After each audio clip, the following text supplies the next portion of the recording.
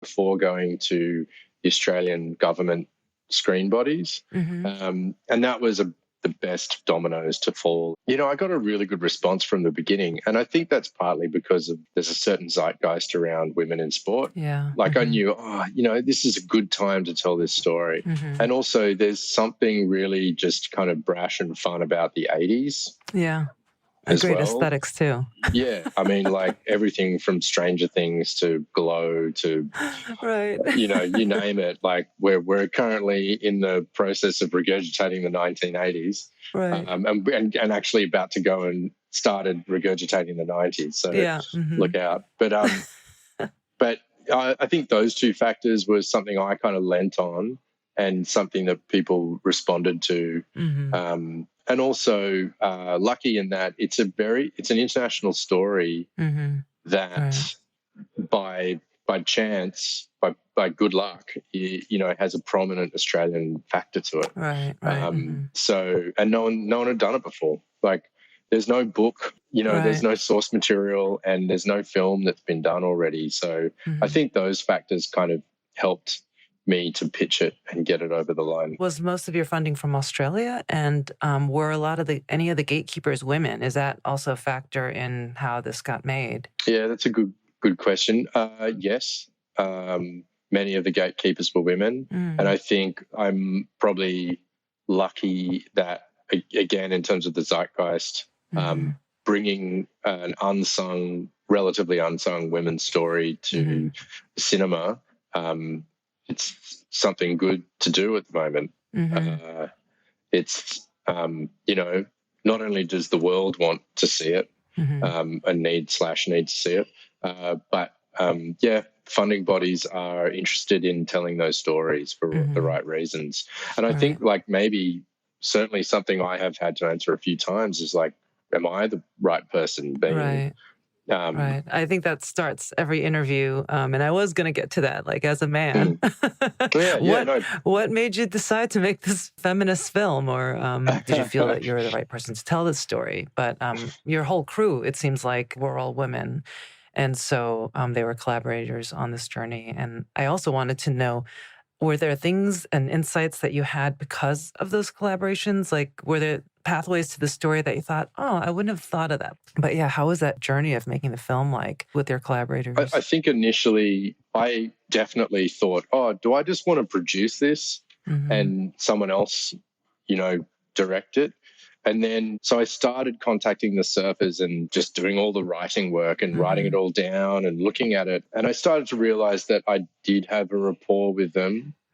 And I also was like, oh man, this is a really good story. I was like, I want to direct this. And then I knew for sure that, not just to tick boxes, but I definitely was not going to make this film with another dude. It had to be with my primary collaborators needed to be female. I really commend you for that. It feels like that would be common sense, but it's really amazing how often, probably the majority of the time, that does not happen. Or someone making a film about like Black culture and have like nobody on their crew that can provide any other insight other than, cisgendered white men. And so it's like, it seems obvious, and I feel like there's a lot more kind of consciousness about that, but still it's so not the norm. So I do commend you for that, and I think it shows in the film. Sure. I mean, thank you. I mean, it feels like a no-brainer to me always, but this is where I have to talk about my editor, Julie Anderuvo. And I knew before we started shooting that she and I were going to write this together, because you write documentaries in the edit suite. You don't write it before the shoot. And I knew that she and I were the ones that were going to figure out what's this film about. And we've known each other for 20 years. So she was actually with me at film school when I was playing Morning of the Earth, forcing people to watch it. So I knew that I had to do that with a woman because, I mean, and what's interesting as well, like she's not a surfer, nor are we the same age as the surfers in the film. Right. So there's like lots of things that you can still tell that story.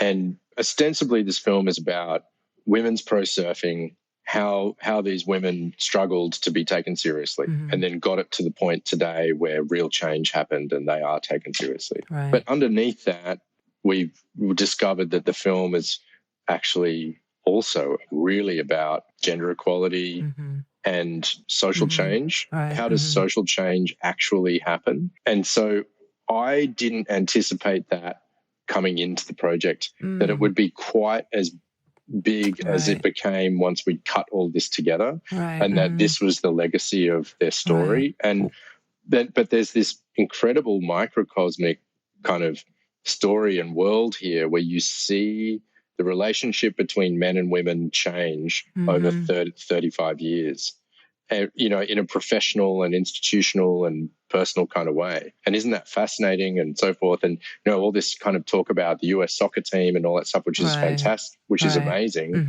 But like, here's where it's actually happened 30 years. Like, these guys did it already. Have a look at what they did. And I know from Julianne saying it that even her understanding of feminism changed by making the film. And you know, I reckon we could talk for a long time about that. And it's sort of, you know, from being a man and talking about feminism is something that I feel more educated and qualified to do now that I've told a story like this. But also love talking about. For example, one factor that I know Jules and I became excited by the nuance of was that, it's the personal stories that make this cinema, that make it something dramatic. But these women weren't feminists themselves in an that consciousness wasn't there. They were just doing what they wanted to do. In a lot of ways, it's the story of some unlikely feminists. And all of a sudden, they thought the world was one way in a beautiful, innocent kind of way. And then they discovered that it really wasn't. And then all of a sudden they had to look to each other and go, how the hell do we change this? Do we just walk away, or do we try and push this forward? And that nuance where, as you said before, they're almost different archetypes in themselves, and people who didn't like each other because they're competitive athletes have to suddenly try and do something for their sport at the same time.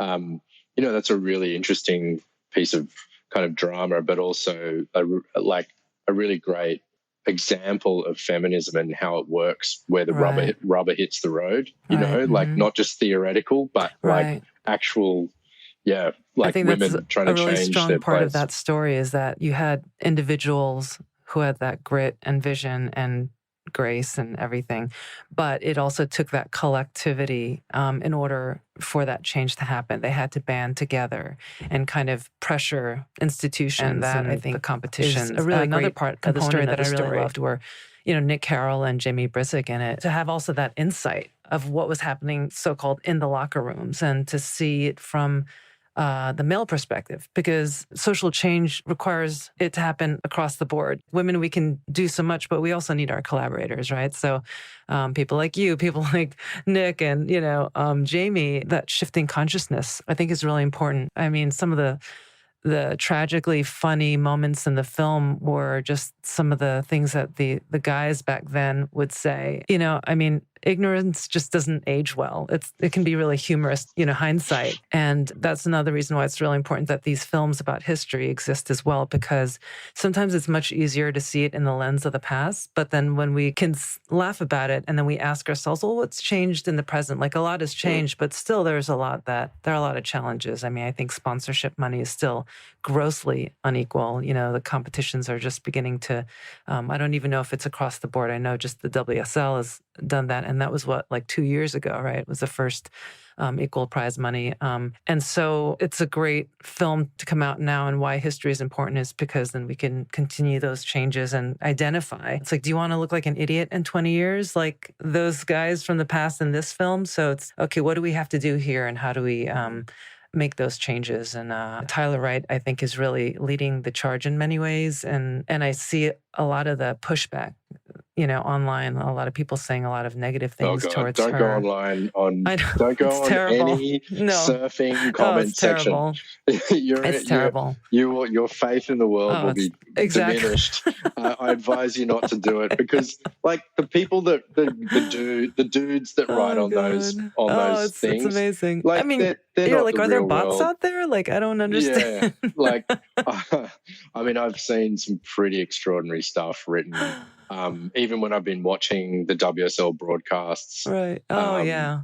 And I've made the mistake of jumping on once or twice and sort of explaining why women deserve equal prize money, and I've kind of regretted it. Yeah. But that's something about the film. I'm really again, I didn't expect going into it, but is something really pleasant for me is that I love that girls and women find the story inspiring. But what I really, really hope is that lots of guys watch it, because by seeing someone tell you their story, their personal story, like whether it be Wendy or Frida or Jodie or Pam, you see it from their perspective. And that was always my intention, is that you see the world from their perspective and you have that empathetic view. And once you do that, you couldn't watch that film and then argue for them to not have equal prize money. Right. It's impossible. Like, once you see it from their point of view. Right. And I really hope that teenage boys get to see it and then see why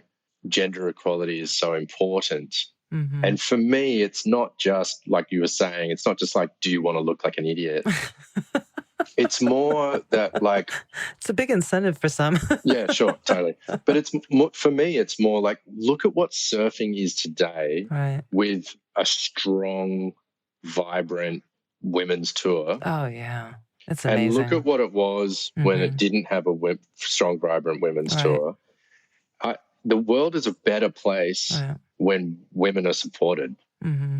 When they're taken seriously and supported, the world is a better place. So I feel like you can copy and paste that to any other aspect of society. Like, it's not about, what's theirs and what's ours and what's a man's and what's a woman's, or who deserves what, or any of that stuff. It's like, how about this? How about we just scrap all of this like lame sort of logical arguments about who deserves what and why, and just go, you know what? The world's just a better place when women are on an equal standing. And of course, that's in itself a theory and kind of almost impossible to like organize. But what I'm saying is, like, you could have just fast-tracked when the Roxy Revolution happened and all that money poured in from women's clothing. They could have just gone straight to equal prize money then, and you would have fast-tracked. You would have had Steph Gilmore 10 years before Steph Gilmore. Exactly. I think that's an important part of the telling of surf history, because there's always this fallacy or this mythology that, like, the men surf better than the women, and it came out of the blue. It had nothing to do with, like any kind of support system, and that the women's tour or the women's side of surfing takes away from the men, whether it's financially, resources, or wave time at an event. Your film mentions it used to be referred to the women's side as the lunch break to the real competition, so-called real competition, and I think it's really important to challenge those myths, because they're based not even on history. They're literally made up stories. Yeah, a good example of that. Gabriel Medina can do something on a wave that Carissa Moore can't. He just can. And a lot of that is to do with the conditioning, the 40 years of what's happened before him.